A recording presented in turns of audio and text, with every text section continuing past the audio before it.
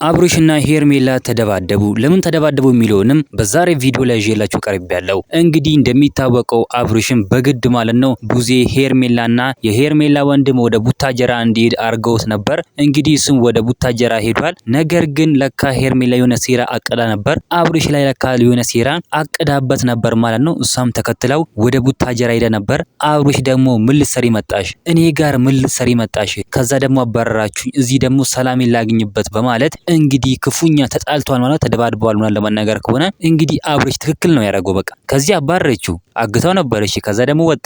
ከዛን ከአዲስ አበባ ደግሞ እዚህ ወደ ቡታጀራ አባረሩት። አሁን ደግሞ እሷ እያስጨነቀችው ነው ማለት ነው። አሁን ለካ ሄርሜላ ከሩትዬ ጋር እንዳይገናኝ አብርሽ ከሩታ ጋር እንዳይሆን ነበር ለካ የፈለገችው። ለዛም ነው ወደ ቡታጀራ የላከችው ማለት ነው። እንግዲህ በጣም በሚገርም ሁኔታ እንግዲህ አብርሽ በጣም ተናዶ ነው ማለት ነው። በቃ እውነት ለመናገር ከሆነ በጣም የሚደብር ነገር ነው እንግዲህ ሄርሜላ እያደረገች ያለችው። በዚህም እንግዲህ ጋሽዬ ራሱ በጣም ተናዶ በቃ ሊመቷት፣ ጋሽዬ ራሱ በቃ ሊመቷት ተናዶ ነበር። እንግዲህ ልጄ ምን ያርግሽ? ከህይወት ውጪ ለሱ የሚፈልገው ከሩታ ጋር መኖር ነው። ሩታና ልዑሌን ነው የሚፈልገው እንጂ አንቺን አይፈልግም በማለት እንግዲህ በጣም ክፉኛ በጣም ተናዷል ማለት ነው ጋሽዬ። እናንተ ምን ትላላችሁ? ሀሳብ አስተያየታችሁን ኮሜንት ላይ ማስቀመጥ እንዳረሱ፣ ቪዲዮን ላይክ፣ ቻናሉን ሰብስክራይብ ማድረግ እንዳረሱ። በሌላ ቪዲዮ እስከምንገናኝ በያላችሁበት የዓለም ዳርቻ ሰላማችሁ ብዝት ይበልልኝ። ደህና ሁኑልኝ።